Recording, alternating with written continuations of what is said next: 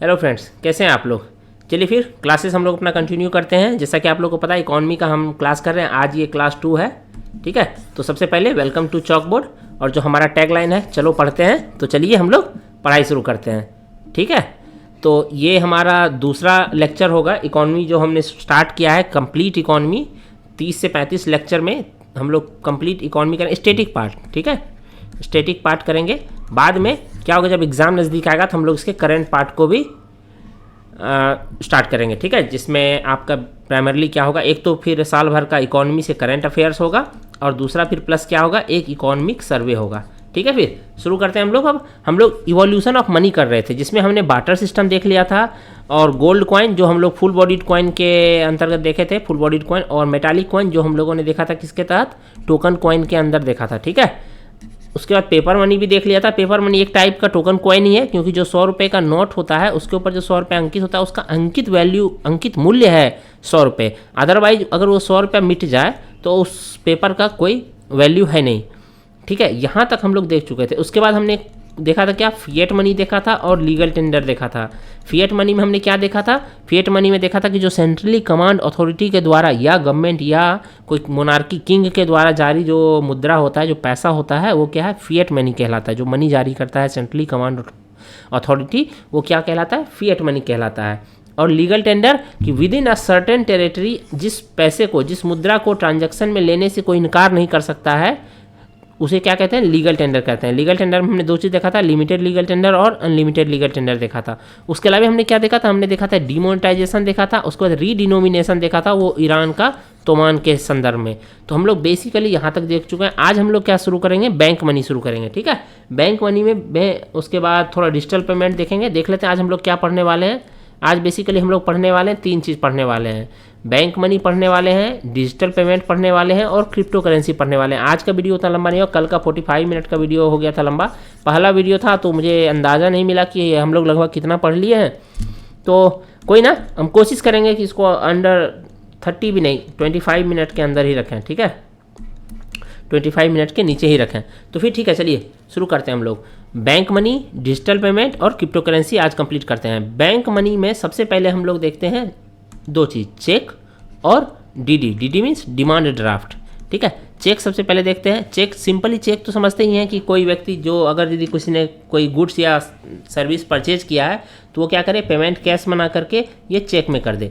Cash cheque में payment करने से क्या होता है, कई सारे फायदे और नुकसान तो हैं, इस पर क्या ही बात करना। फ़ायदा आप लोगों को पता ही है कि सरकार को फ़ायदा होगा कि अगर शहरी लोग चेक में अगर पेमेंट करने लगे तो पहले तो फॉर्मलाइज हो जाएगा इकॉनमी, सबको पता चलेगा, सरकार को सॉरी पता रहेगा कि इकॉनमी में कि कैसा ट्रांजैक्शन हो रहा है, किस टाइप का ट्रांजैक्शन हो रहा है, किसके पास कितना पैसा है। एक उसके बाद आरबीआई को प्रिंटिंग का खर्च कम हो जाएगा, फेक मनी की समस्या कम हो जाएगी, वगैरह वगैरह, बहुत सारा फ़ायदा है, ठीक है।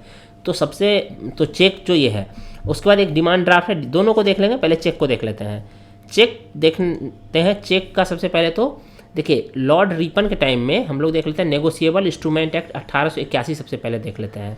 ये आया था 1881 में लॉर्ड रिपन के समय। ये हम लोग इसलिए पढ़ रहे हैं कि आज तक भी जो चेक से डील करता है मैटर, चेक से रिलेटेड इशू जो डील होता है वो इसी एक्ट के तहत होता है, 1881 के नेगोशिएबल इंस्ट्रूमेंट एक्ट के तहत ही होता है। तो हम लोग सबसे पहले समझ लेते हैं इस कानून का उद्देश्य क्या था लाने का, एक, और दूसरा बात कि आज तक ये जारी क्यों है। तो सबसे पहले समझते हैं एक केस से। मान लीजिए ए है और इस तरफ बी है। बी ने क्या किया, कोई सेवा प्रदान किया या कोई गुड्स बेचा ए को, और ए उसके बदले बी को क्या, पैसा ना दे करके 10,000 रुपया चेक काट के दे देता है, ठीक है, कि ले जाओ। अब बी जो है क्या करता है चेक को, अब बी उस चेक से क्या करेगा, चेक जो है बी का अकाउंट मान लीजिए एसबीआई में है, तो बी क्या करता है, इस चेक को अपने बैंक अकाउंट एसबीआई में जाके डिपॉजिट कर देता है। बैंक एसबीआई को दे देता है कि ये मुझे आया है चेक 10,000 का, आप इसको जो है कैश करके मेरे अकाउंट में 10,000 रुपये जमा कर दो। अब ए का मान लेते हैं पीएनबी में था, पीएनबी में था क्या अकाउंट, तो एसबीआई क्या करेगी कि इस चेक को ले करके पीएनबी में जाएगी और पीएनबी वाले को देगी कि देखिए मेरा एक क्लाइंट है बी, उसको आपके एक क्लाइंट ए ने 10,000 रुपये का चेक दिया है, तो आप ऐसा करो 10,000 रुपये आप अपने क्लाइंट ए के अकाउंट से निकाल के मुझे दे दो, मैं उस पैसे को बी के अकाउंट में डिपॉजिट कर दूंगा। यही तो चेक का सिंपल सिस्टम है। लेकिन जब पीएनबी ए के अकाउंट से पैसे निकालने गई तो देखी क्या, इसके अकाउंट में तो पैसे है ही नहीं, मात्र 100 रुपये हैं या 5 रुपये या 10 रुपये या नील है जो भी है, बट 10,000 नहीं है। तो क्या होगा, पीएनबी एसबीआई को कह देगा कि आप अपने जो क्लाइंट है उसको कह दो कि जिस व्यक्ति का वो चेक लेके आया है उस व्यक्ति के अकाउंट में पैसे हैं ही नहीं। इस स्थिति को क्या कहते हैं? इस स्थिति को कहते हैं चेक का बाउंस कर जाना, कि वो पकड़ में नहीं आया, वो बाउंस हो गया। अब ऐसे में बी क्या करे? बी या तो पूरा चक्कर लगाता रहे अब ए के पास, इससे तो मेंटल हरासमेंट भी हुआ। मान लीजिए ये वन टाइम था, पेमेंट देके चला गया कहीं और, कहीं घूमने चला गया, तीर्थ यात्रा पर निकल गया, वो 2 महीने बाद आएगा, तब तक बी तो परेशान रहेगा। ऐसे में क्या होगा कि जब इस तरह से लोग करने लगेंगे तो लोग का इस पूरे चेक सिस्टम से विश्वास ही उठ जाता। जब पहली बार चेक सिस्टम लाया गया था तो इससे क्या होता, शुरुआत में चेक सिस्टम चलता और धीरे धीरे लोग चेक लेना ही बंद कर देते कि पूरी तरह से अरे चेक तो बाउंस हो जाता है, लोग दे के लटका देते हैं पैसा वगैरह वगैरह, ये सब हो जाता। तो ऐसा ना हो, ऐसा कोई भी व्यक्ति ना, क्योंकि ए को तो पता था कि उसके अकाउंट में पैसा नहीं, क्योंकि हर व्यक्ति को पता होता है कि उसके अकाउंट में पैसा कितना है कितना नहीं है। तो ए क्या करता फिर? तो ए को जब ये बात पता है कि बी के अकाउंट में जो है क्या है कि पैसा, सॉरी बी को जो हम पैसा के लिए चेक दे रहे हैं 10,000, हमारे अकाउंट में पैसा है नहीं, 10,000 रुपया नहीं है, तब वो क्या करेगा? उसको चेक देना ही नहीं चाहिए था। अब जब उसने चेक दिया तो अब इस पर कार्रवाई होगी, और जब इस तरह की कार्रवाई होगी तब क्या करेगा? लोग इस तरह का फ्रॉड नहीं करेंगे, यूं ही जो है अकाउंट चेक काट के नहीं दे देगा कि जाओ ले जाओ, ठीक है, कुछ दिन के लिए तो रहेगा। इस सारी प्रक्रिया में अब तो खैर बहुत तेज हो गया प्रक्रिया, लेकिन इस सारी प्रक्रिया में पहले 10-10 दिन 15-15 दिन लग जाते थे, ठीक है। इसी के लिए लाया गया नेगोशिएबल इंस्ट्रूमेंट एक्ट 1881। अगर किसी ने चेक संबंधी धोखाधड़ी किया तो इस एक्ट के तहत उसको जेल तक हो सकता है। तो आप लोग समझ गए होंगे कि नेगोशिएबल इंस्ट्रूमेंट क्यों लाना पड़ा 1881 में, ताकि ये जो चेक सिस्टम है कोलैप्स ना कर जाए, लोगों का विश्वास इस चेक सिस्टम पे बना रहे, ठीक है। इसी के लिए ये चेक सिस्टम लाया गया था, सॉरी ये नेगोशिएबल इंस्ट्रूमेंट एक्ट लाया गया। और आपको पता है कि जब अभी तक चेक सिस्टम चल रहा है तो इस एक्ट की भी जरूरत, हाँ बेशक है कि हम लोग जो है नेशनलिज्म का लहर चल रहा है आजकल, तो कानून वानून चेंज कर सकते थे, लेकिन कोई ना, नेगोशिएबल इंस्ट्रूमेंट एक्ट ही अभी भी है, ठीक है। तो ये था प्राइमरी ऑब्जेक्टिव इसका, यही है कि जो चेक डिसऑनर होता है, इसको चेक डिसऑनर भी कहते हैं, या फोर्जरी जो हो जाता है, जालसाजी, इसको रोकना, ठीक है। अब चेक सिस्टम देख लेते हैं। चेक सिस्टम में 3 पार्टी होता है। एक तो होता है जो है सेंडर, जिसने चेक दिया, एक होता है ड्रॉवी बैंक, बीच में जो बैंक है, और तीसरा पेई, ठीक है, रेसिपिएंट, जो प्राप्त करेगा, ठीक है। तो 3 होता है, इसको बहुत रटना की जरूरत नहीं, इस तरह से एग्जाम में आता नहीं, बस चीज़ों को थोड़ा सा व्यापक रूप से समझने के लिए है और कुछ नहीं। इस तरह से नहीं पूछता है कि चेक में कितना पार्टी होता है, ठीक है। आई थिंक बैंक वगैरह के एग्जाम में पूछा जाता होगा। टाइप ऑफ चेक पर हम लोग तो बैंकिंग का तैयारी कर नहीं रहे। Stale cheque, post dated cheque और एंटी डेटेड चेक, 3 टाइप का चेक होता है। स्टेल चेक क्या होता है कि जब वो ए चेक काट के बी को दिया और बी उसको एसबीआई में लेके गया, अब जिस वक्त अपने बैंक अकाउंट एसबीआई में लेके गया, तो अब जिस वक्त ये चेक काट के दिया, हो सकता है 2 दिन बाद जाए, 4 दिन बाद जाए, तुरंत तो जाएगा नहीं, या मतलब हो सकता है प्लानिंग, तो कितना दिन, तो चेक पर दिया जाता है 3 महीने का समय, कि जब भी आपको कोई चेक मिले तो उसको 3 माह के अंदर आप अपने अकाउंट में जाके जमा कर लो, बैंक में जमा कर दो जाके ब्रांच में, अदरवाइज वो बासी हो जाएगा, स्टेल हो जाएगा, उसके बाद उस चेक की वैल्यू खत्म हो जाएगी, फिर वो आपको जो है चेक क्लियर नहीं होगा, और इसमें इसकी कोई गलती फिर नहीं मानी जाएगी, जिसने आपको चेक दिया उसकी कोई गलती नहीं, क्योंकि आप 3 महीने के बाद पहुँचे हैं। उसका दूसरा होता है post dated check. Post dated क्या होता है? अभी मान लीजिए, अब इसको हम लोग नेगोशिएबल इंस्ट्रूमेंट एक्ट से ठीक से समझ सकते हैं। मान लीजिए ए ने कोई गुड्स परचेज किया बी से, और बी को कह दिया कि देखो भाई आज है 20 तारीख और मुझे जो पेमेंट मिलेगा वो 1 तारीख को मिलेगा, तो तुमको हम चेक तो अभी काट के दे रहे हैं 10,000 रुपये का, लेकिन मेरे अकाउंट में पैसे नहीं हैं, तो तुम जो इस अकाउंट में लेके जाओगे, जो चेक अपने अकाउंट में जमा करना है, वो 1 तारीख के बाद जाना, 1 तारीख के बाद जाना, जैसे 1 नवंबर के बाद जाना मान लीजिए बोल देता है, और अभी है 20 अक्टूबर चल रहा है।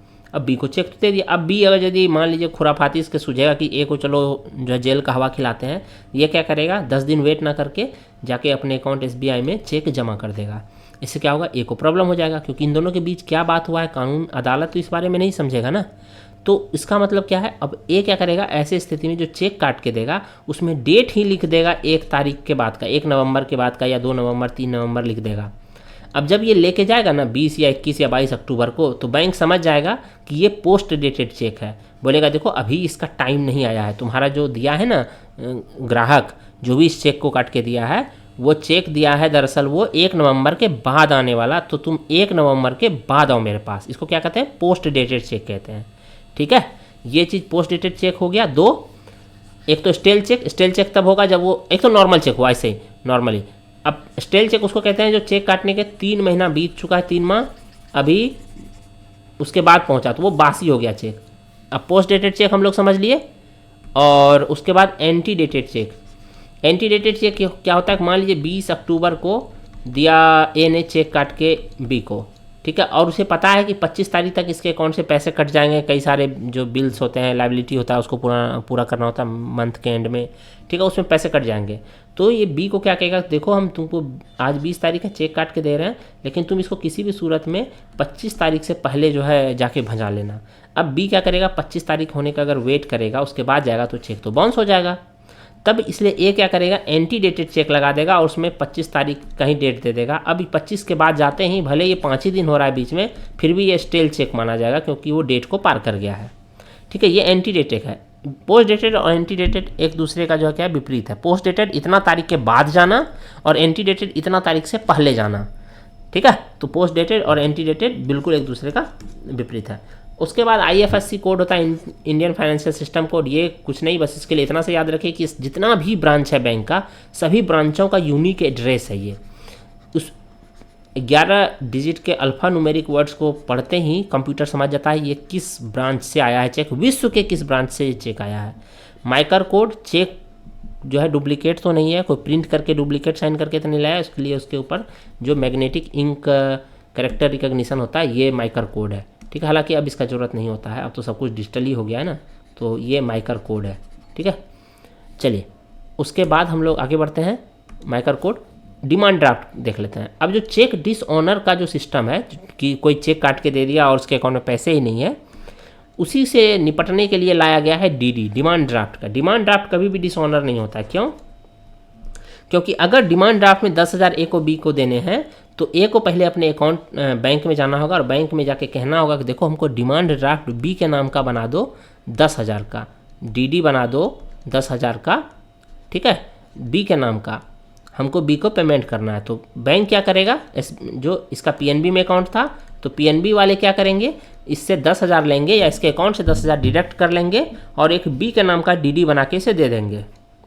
और PNB वाले क्या करेगा, उस पैसे को अपने पास रखा रहेगा और जब बी को DD प्राप्त हो जाएगा और बी जब उस DD को लेके जाएगा बचाने के लिए तो PNB वाला क्या करेगा, बी को वो 10,000 रुपया दे देगा। क्यों? क्योंकि पहले से ही PNB ने 10,000 का जब DD बनवाने गया था ए, उसी समय 10,000 होल्ड करके अपने पास रख लिया था। तो DD क्या है, चूंकि पहले ही पैसा रख लिया जाता है इसलिए चेक की तुलना में, चेक की तरह ये कभी भी बाउंस नहीं करता है। तो याद रखिएगा DD कभी बाउंस नहीं कर सकता है, कभी डिसऑनर नहीं होता है और चेक डिसऑनर हो जाता है, ठीक। अब आगे चलते हैं हम लोग। चेक में ही है एक CTS सिस्टम है। CTS सिस्टम को हम लोग डिटेल नहीं समझेंगे, कोई फ़ायदा है नहीं CTS सिस्टम को डिटेल में समझने का। डिटेल में समझने के लिए वैसे 15-20 मिनट लग भी जाएगा सिर्फ एक ही में, और हम लोग इसको डिटेल में समझेंगे भी नहीं। बस ये चेक क्लियरिंग सिस्टम है। चेक क्लियरिंग सिस्टम को समझ लेते हैं क्या है, तो उसी से CTS समझ में आ जाएगा। पहले क्या होता था कि जितना भी ब्रांच है SBI, एक ज़िले में 20 बैंक है तो 20 का अपना अपना ब्रांच है, किसी का तो एक से ज़्यादा भी है। अब SBI के अकाउंट में मान लेते हैं एक मिस्टर ए है, इसने क्या किया, PNB में इसका खाता है और इसने बी को चेक दिया जिसका खाता है SBI में। ये क्या करेगा, SBI में जाके चेक डिपॉजिट कर देगा PNB का चेक। तो SBI क्या करेगा, एक बंदा अपना भेजेगा PNB के पास बी का चेक लेकर के और उसको क्लियर करके देगा। लेकिन SBI के पास बस एक ही कस्टमर तो है नहीं, इसके पास बहुत सारे कस्टमर हैं। तो कोई कस्टमर इसको ICICI का चेक दे रहा है, कोई HDFC का दे रहा है, कोई केनरा बैंक का दे रहा है, कोई देना बैंक का दे रहा है। खैर अब तो सब बैंक नहीं है लेकिन ठीक है।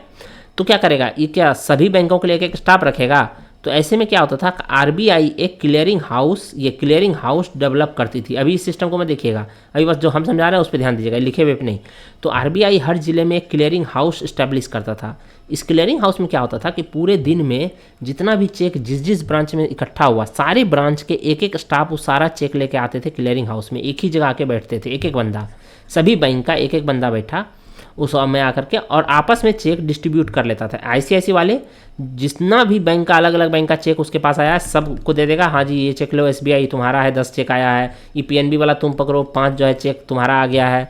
ये ICICI तुम पकड़ो 8 चेक तुम्हारा आया है, ये दे देगा। और इसी तरह से बाकी बैंक भी एक दूसरे को दे देगा और फिर ये लोग चेक लेके आ जाएंगे। इसको कहते हैं क्लियरिंग हाउस सिस्टम।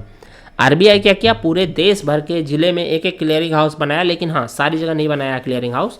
तो क्या किया, खर्चा तो लगता है इसमें।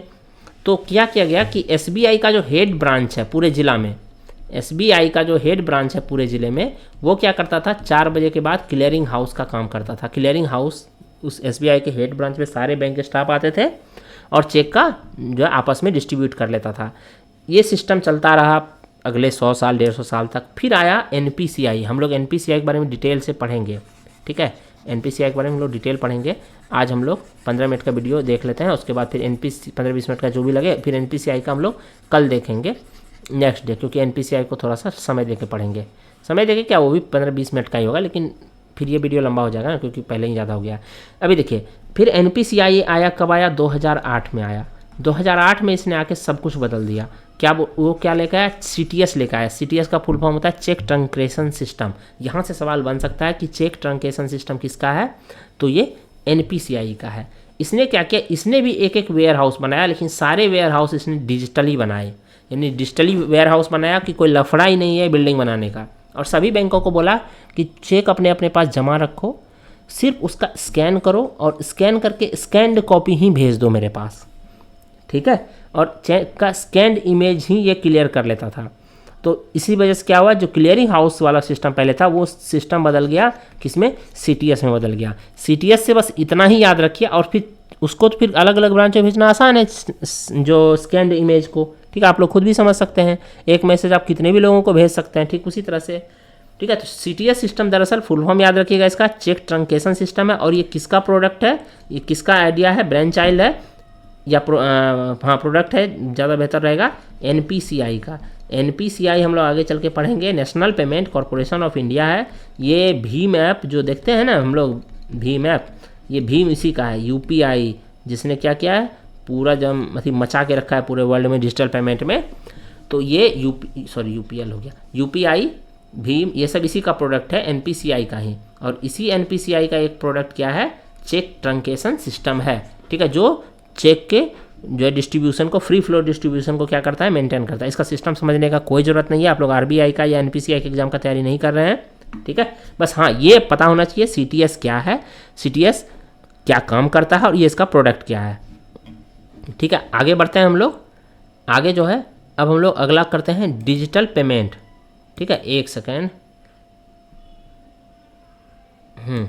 डिजिटल पेमेंट आप लोग को पता है, डिजिटल पेमेंट में हम लोग, डिजिटल पेमेंट पढ़ने से पहले जो अभी हम लोग जो पेमेंट कर रहे हैं वो डिजिटल पेमेंट का ही पार्ट है, ठीक है। यूपीआई या फ़ोन पे या भीम से जो पेमेंट करते हैं, यूपीआई से नहीं, भीम, फ़ोन पे, पेटीएम वगैरह जो करते हैं वो सभी क्या है, डिजिटल पेमेंट का पार्ट है। डिजिटल पेमेंट पढ़ने से पहले एक एक्ट पढ़ लेते हैं।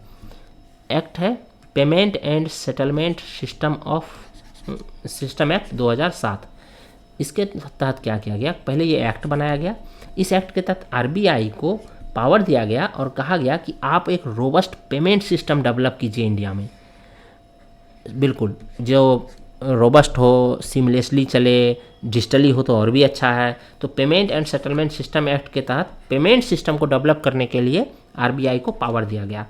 एक दूसरा चीज़ क्या है, एक और बॉडी बनाई गई एनपीसीआई नाम से। तो एनपीसीआई क्या है, एक स्टैच्यूरी बॉडी है, ठीक है, जिसका गठन हुआ है payment and settlement system act 2007 के तहत। और एनपीसीआई ने ये जिम्मेदारी, आरबीआई ने ये जिम्मेदारी किसको दे दी, एनपीसीआई को दे दी।